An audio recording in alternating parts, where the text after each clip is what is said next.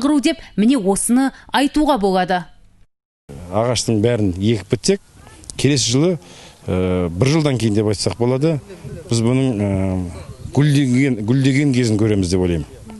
10 мың түп ағаштың болжам бойынша 60-70% өнгеннің өзінде біз Түлкібас ауданы бойынша саябақтың бәрін жаңалатамыз деп ойлаймын.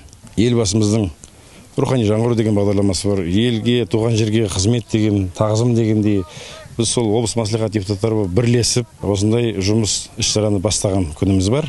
Сондықтан Алла бұйырса, осы ағаштарымыз өніп өссін, гүлденсін, келесі ұрпақтарға біз өзіміздің істеген іс-шарамыз ақыл болсын, осыны көріп, оларды бірінші жасар деген үміттеміз. Павлония саябағы деп айтсақ болады, Павлония ағаштарының көшеттерін көшірген кезде келесі сюжеттеріңізді түсіресіздер деген үміттемін. Арқа тұтар азамат Өркен Есейдің қарапайым қалпынан танбай, ауылдан шыққан аңғал екендігі таңырқатты. Аймақтағы ағайындарды тайбы таяғымен асарға шақырып, көшеттің соңғысы егілгенге дейін басы қасында жүрді. Шетелден алдыртқан 10 мың түп Павлония ағашында қомақты қаражатты жұмсаған. Түркістан облысы мәслихатының депутаты қайырымды тірлігімен қайсар жастарға үлгі көрсетті. Біз бұрындары корей сериалдарынан және де Қытайдардың көптеген киноларынан біз көретінбіз ағаштарды.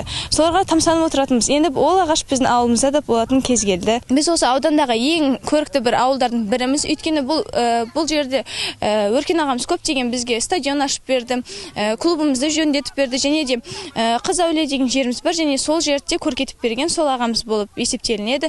Ол ағамыздың арқасында біз мақтанамыз. Сондай-ақ бұл ағаштың көшеттері Машаттағы мешіттің маңайында да егілді.